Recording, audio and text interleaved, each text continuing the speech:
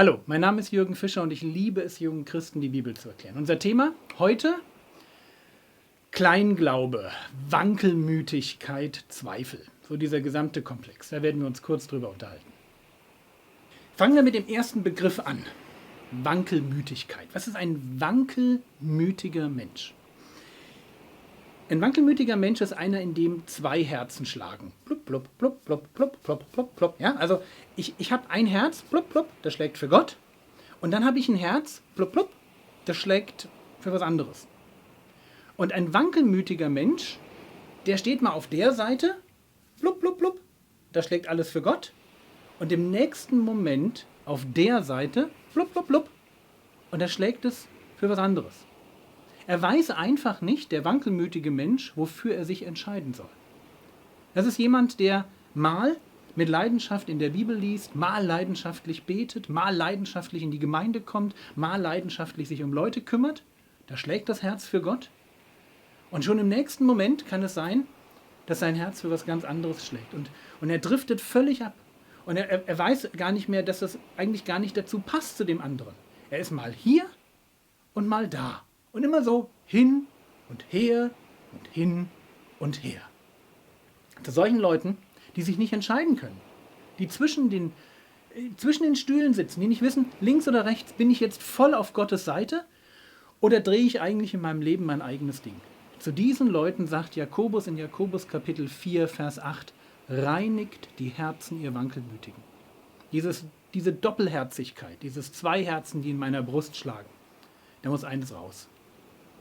Und da bleibt ein Herz übrig, was schlägt.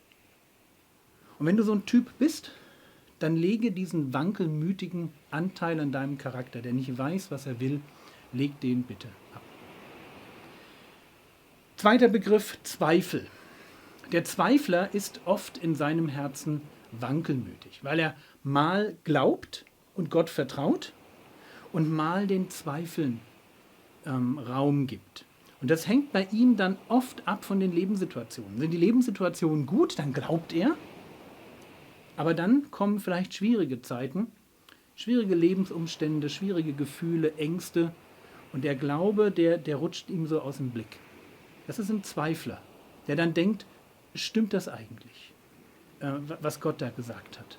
Und dann werden Zweifler oft zum Spielball ihrer Gefühle, zum Spielball der Lebensumstände, zum Spielball ihrer Umgebung, was andere Menschen über sie denken und sagen. Und Gott ist an der Stelle ganz ernst. Er sagt, wenn du ein Zweifler bist, wenn du dich eigentlich noch nicht entschieden hast, wem du 100% glauben möchtest, wenn du nur so zu 50% glaubst, eigentlich so ein Schönwetter-Christ bist. Wenn es gut läuft, glaube ich, und wenn es nicht gut läuft, dann bin ich der schnell aufhört zu beten, der schnell aufhört, in die Gemeinde zu gehen, der schnell aufhört, Gott zu suchen. Alles Dinge, die absoluter Wahnsinn sind. Weil gerade wenn es mir schlecht geht, müsste ich Gott suchen, mehr beten, die Gemeinschaft mit den Geschwistern genießen. Aber wenn du merkst, du bist ein Zweifler, dann machst du das nicht. Wenn das in deinem Leben so ist, dann gebe ich dir einen guten Rat. Triff jetzt in diesem Moment eine Entscheidung. Hör dir von mir aus die Lektion ganz am Anfang über Zerbruch nochmal an. Das ist eine der allerersten Lektionen. Eigentlich die erste Lektion, die ein richtiges Thema hat. Zerbruch. Und überlege, bin ich wirklich zerbrochen? Oder gibt es da in mir etwas drin, wo ich mein eigenes Leben führen möchte? Wo ich noch nicht zu Ende entschieden habe, ob ich Gott wirklich folgen will? Wo ich vielleicht noch nicht zu Ende geglaubt habe, ob ich Gott von ganzem Herzen auch wirklich vertrauen kann und mein Leben ganz auf ihn setze. Triff bitte jetzt eine Entscheidung. Lass das nicht einfach laufen. Sei nicht einer, der sagt, ne, das ist schon nicht so schlimm, ich bin halt manchmal ein Zweifler. Doch, es ist schlimm, weil tief in dir drin eine Entscheidung nicht gefallen ist. Und ich hatte gesagt, es gibt den Wankelmütigen, es gibt den Zweifler, es gibt auch den Kleingläubigen. Der Kleingläubige, das ist einer, der grundsätzlich auf Gottes Seite steht und sagt, ja, ich möchte mit Gott. Der aber merkt, wenn eine konkrete Situation kommt, dass es ihm schwerfällt, Gott etwas zuzutrauen. Er ist wie die Jünger, die im Boot sitzen rudern, dann kommt der Sturm und das Boot schwappt quasi voll Wasser und hinten sitzt Jesus und schläft. Und die Jünger denken, boah, was passiert hier? Ja? Kommen wir jetzt um?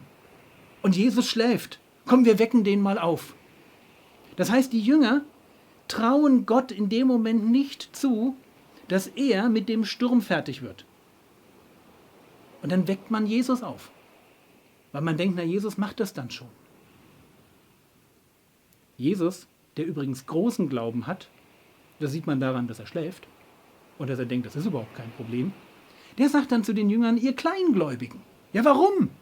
Ja, weil die Jünger denken, dass ein kleiner Sturm daherkommt und die Weltgeschichte regiert und darüber bestimmt, an welcher Stelle der Auftrag der Jünger und der Auftrag des Messias ein Ende findet. Ne, das stimmt überhaupt nicht. Der kleine Sturm entscheidet gar nichts. Und deswegen kann Jesus einfach sagen, psch, und der Sturm hört auf. Aber trotzdem sind die Jünger in dem Moment Kleingläubige. Sie trauen Gott etwas nicht zu. Und wenn du merkst, du bist jemand, der in seinem Leben Gott nichts zutraut oder an einer bestimmten Stelle sagt, das schaffst du doch nicht, Gott, oder? Dann gebe ich dir jetzt einen Tipp, wie aus einem kleinen Glauben ein großer Glaube werden kann. Beschäftige dich viel mit Jesus.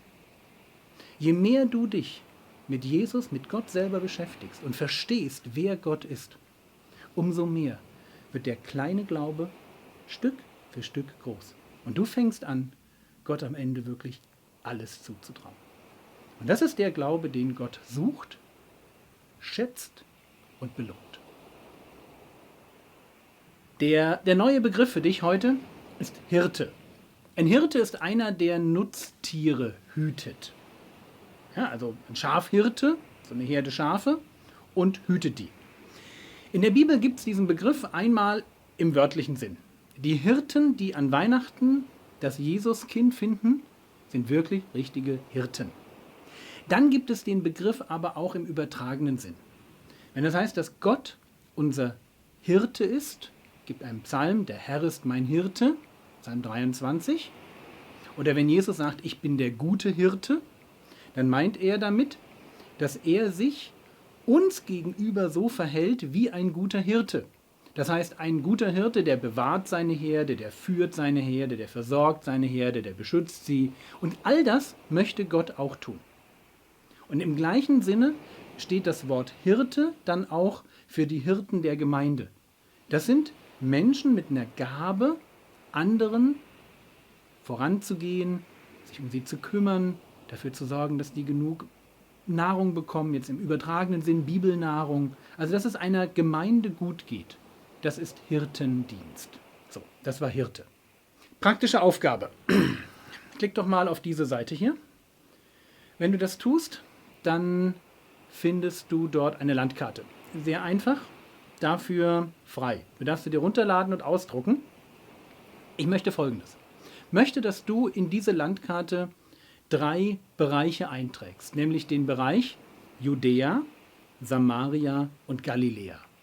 Ich vertraue darauf, dass du im Internet findest irgendeine andere Karte, wo du nachschauen kannst, wo das ist. Also druck die aus und trage ein die Gebiete Judäa, Samaria und Galiläa. Schau dir einfach mal an, wie ist das Gebiet, Neues Testament, Israel, wie ist das aufgebaut? Ja? Präg dir das so ein bisschen ein. Gebetsvorschlag, wir haben über Kleinglauben gesprochen, bete darum, dass Gott dir den Kleinglauben nimmt, dass du Gott viel zutraust, dass Gott in deinem Kopf groß wird. Also sagst, ja, ich möchte kein Zweifler sein, kein Wankelmütiger sein und selbst da, wo ich merke, da habe ich ein Problem, Gott zu vertrauen, ich möchte einen großen Glauben haben, möchte viel von Gott erwarten. Und zum Schluss, bitte lies weiter im Lukas-Evangelium. Lukas Kapitel 24, Vers 1 bis Vers 35. Lesen, gleich kommen wieder 2 Fragen, die 2 Fragen beantworten. Du weißt, wenn du die Antworten auf die Fragen suchst, die gibt es auch im Internet.